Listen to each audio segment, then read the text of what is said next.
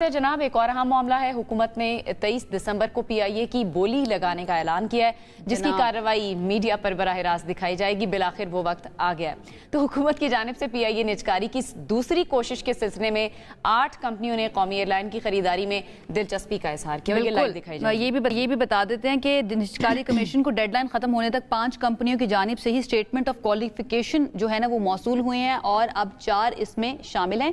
इन कंपनियों में lucky cement, hub power, cohort cement और मेट्रो वेंचर्स पर मुश्तमिल कंसोर्शियम शामिल है। और गुज़श्ता बरस निजकारी की जो पहली कोशिश नाकाम हुई थी, क्योंकि हुकूमत को जो रिसीव हुई थी बोली वो तब सिर्फ 10 अरब रुपए के करीब थी। हालांकि लगाई गई थी 85 अरब के करीब। इस मरतबा देखते हैं कि क्या तब्दीली होगी। ये कोशिश पिछली कोशिश से किस तरह से मुख्तलिफ है, या जो बाकी इदारे जो अब बोलियां लगाएंगे उनकी तरफ से कौन सी बोली सामने आती है, जान लेते हैं। हमारे साथ इस वक्त मौजूद हैं एविएशन एक्सपर्ट हैं इमरान साहब। उनकी तरफ चलते हैं। एविएशन के मामलों को बहुत अच्छी तरह समझते भी हैं और समझाते भी हैं, तो जान लेते हैं, समझ लेते हैं उनसे। ताहिर साहब, थैंक यू सो मच हमें ज्वाइन करने के लिए। सबसे पहले ये जो अब नई कोशिश की जा रही है पीआईए की निजकारी करने की, प्राइवेटाइज करने की, ये आपको पहली कोशिश से किस तरह से मुख्तलिफ नजर आ रही है और एक्सपेक्ट क्या कर रहे हैं आप? क्या इस मरतबा ये कामयाब हो पाएगी? देखें, पिछले दफा की निस्बत इस बार जो मुख्तलिफ चीज है वो ये है कि पाकिस्तान के 3 बड़े कारोबारी ग्रुप्स जो हैं वो इस बिडिंग का हिस्सा हैं। उन्होंने सीरियसली एफर्ट ली है। उन्होंने कंसल्टेंट्स यानी बड़े बड़े जो दुनिया के फाइनेंशियल कंसल्टेंट्स हैं उनको हायर किया है, जो उनकी मुआवनत कर रहे हैं सारे प्रोसेस के अंदर।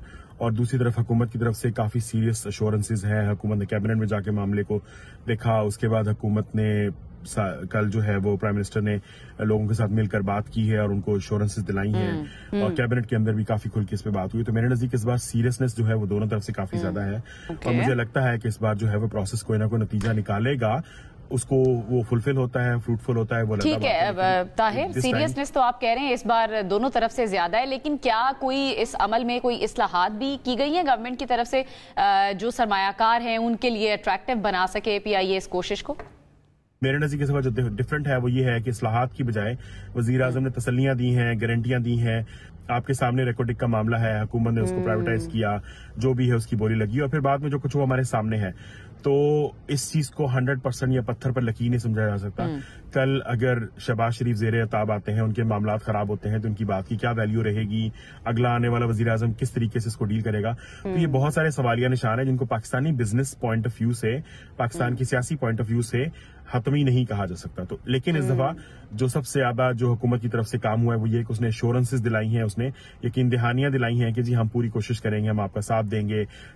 टैक्स के अंदर जो उनको इस्लाहात दी हैं, फॉरेन एक्सचेंज के अंदर उनकी जो बात मानी है, बहुत सारे ऐसे इश्यूज हैं जिनके ऊपर उनको जो इन्वेस्टर्स हैं उनको एश्योरेंसेस चाहिए थी, वो हुकूमत ने दी हैं, जो कि बज़ाहिर फेस वैल्यू पे ली गई हैं। लेट्स सी तक फ्रूटफुल होती हैं, इफेक्टिव। अच्छा ताहिर, पाकिस्तान पहला मुल्क नहीं है जो इस तरह किसी भी इदारे को प्राइवेटाइज करने जा रहा है। इदारों की कारकर्दगी को बेहतर करने के लिए और भी मिसालें दुनिया भर में मौजूद हैं, लेकिन वहां के तरीक़ेकार बड़े मुख्तलिफ होते हैं।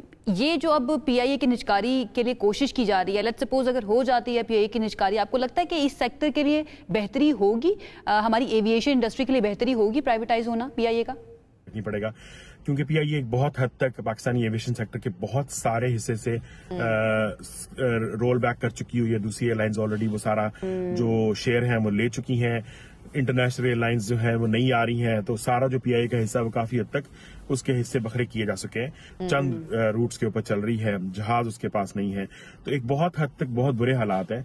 और ओवरऑल जो पाकिस्तान की एविएशन सेक्टर के हालात हैं वो भी कोई खुशाइन नहीं है।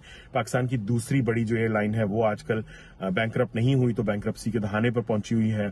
तीसरी एयरलाइन जो है, तो बाकी 2 एयरलाइंस हैं, उनके हालात भी को बहुत ज्यादा डिफरेंट नहीं है। सिर्फ ये कि पाकिस्तान में ट्रांसपेरेंसी नहीं, अदरवाइज हमेशा बिल्कुल सही है। अच्छा ताहिर, पहले मैंने सरमायाकारों को अट्रैक्ट करने की बात की थी, मैं एक और पॉइंट उसमें ऐड करना चाह रही हूँ, यूरोपीय और बरतानवी रूट्स की बहाली। आपको लगता है ये भी एक पॉइंट हो सकता है सरमायाकारों को लाने का या उनकी अट्रैक्शन के लिए?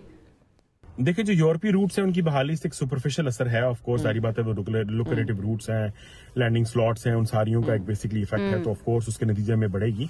लेकिन अगर ऑपरेशनल नहीं है तो उनके अंदर जो इन्वेस्टमेंट होगी वो उस नए मालिक को करनी पड़ेगी।